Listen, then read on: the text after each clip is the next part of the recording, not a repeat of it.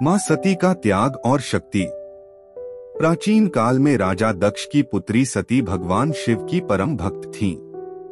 उन्होंने कठिन तपस्या करके शिव को अपने पति के रूप में प्राप्त किया। लेकिन उनके पिता राजा दक्ष भगवान शिव को पसंद नहीं करते थे और उन्हें अपमानित करने का कोई मौका नहीं छोड़ते थे। एक दिन राजा दक्ष ने एक भव्य यज्ञ का आयोजन किया। उन्होंने सभी देवताओं और ऋषियों को आमंत्रित किया, लेकिन भगवान शिव को निमंत्रण नहीं भेजा। जब सती ने यह सुना तो उन्होंने अपने पिता के घर जाने की इच्छा जताई। भगवान शिव ने उन्हें समझाया कि बिना निमंत्रण के वहां जाना उचित नहीं होगा, लेकिन सती अपने मायके जाने के लिए अडिग रहीं और यज्ञ में पहुंच गईं। यज्ञ स्थल पर पहुंचने के बाद सती ने देखा कि वहां सभी देवताओं का आदर हो रहा था, लेकिन भगवान शिव का स्थान खाली था।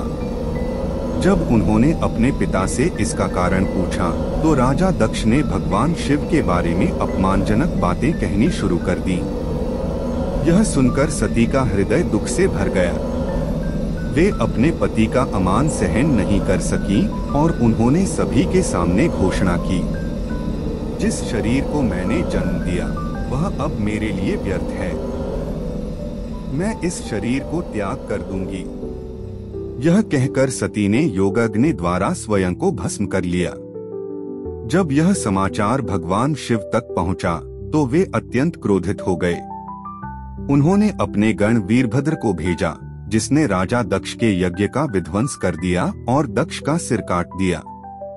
बाद में शिव ने सती के शरीर को लेकर पूरे ब्रह्मांड में तांडव किया, जिससे पूरी सृष्टि संकट में आ गई।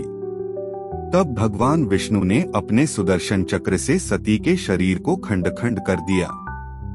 जहां जहां उनके अंग गिरे वहां शक्तिपीठ स्थापित हो गए। ये शक्तिपीठ आज भी देवी की भक्ति का केंद्र हैं और भक्तगण वहां जाकर मां की आराधना करते हैं। हेलो दोस्तों, आपको हमारी स्टोरी कैसी लगी? अगर आपको ये स्टोरी अच्छी लगी तो हमारे चैनल को लाइक एंड सब्सक्राइब करें।